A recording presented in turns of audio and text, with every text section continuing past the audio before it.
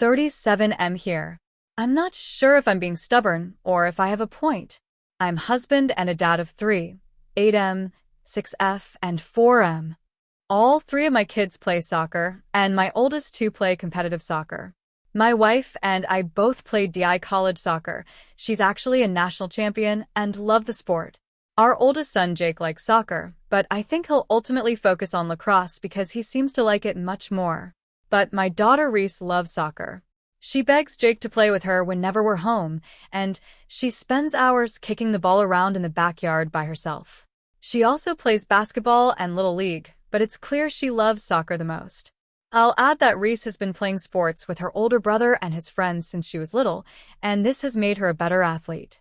She's much faster and more aggressive than most kids her age, and the director of the club told us that Reese is one of the three most innately talented kids he's ever seen. They put her on a team with boys who are a year older than her to challenge her, and while Reese doesn't completely dominate anymore, she's still playing great. Most importantly, she loves soccer and is having a great time. This morning, Reese's team had a scrimmage against another team in the area. By halftime, Reese had scored twice, and the team was up 6-0.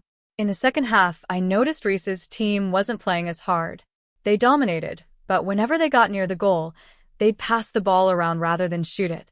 I know this is a common practice in youth soccer, and that coaches sometimes tell kids to stop scoring if they're up by too many goals, but I honestly hate it. The kids are there to compete, and I actually think it's more disrespectful to not give your opponents your best than to continue scoring. I think you can still show good sportsmanship, i.e. not over-celebrating and not going in for tough tackles while you're up by so much, without completely taking your foot off the gas. My wife saw my getting worked up whenever Reese was in front of the goal and passed it away, and told me to relax.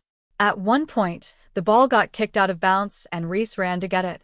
I followed her, and told her that next time she's in front of the goal, I expect her to crack it. Reese said she wasn't supposed to score anymore, and I told her she was because that's how you play soccer. Reese scored a few minutes later, and the coach immediately pulled her off and sat her for the rest of the half. After the game, I asked the coach why he benched my daughter, and he said it's because she didn't follow his instructions.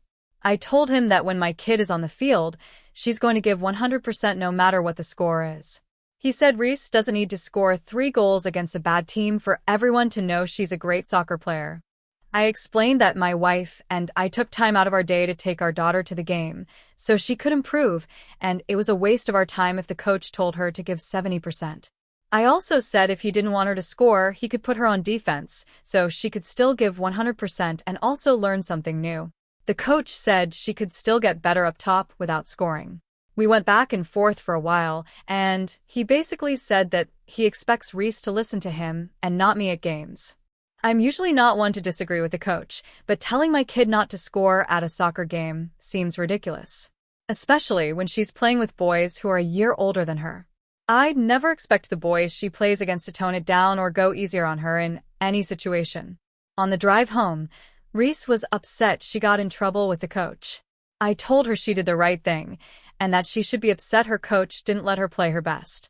My wife was upset with me and told Reese that I was wrong to tell her to go against the coach. My wife also thinks the no scoring thing was dumb, especially because it was 6-0 and not something crazy high like 13-0, but thinks it's more important we teach our daughter to respect the coach and follow the team's rules than to make a point. I completely disagree and hate the message the coach is instilling. But my wife clearly thinks I'm wrong, so AITAH,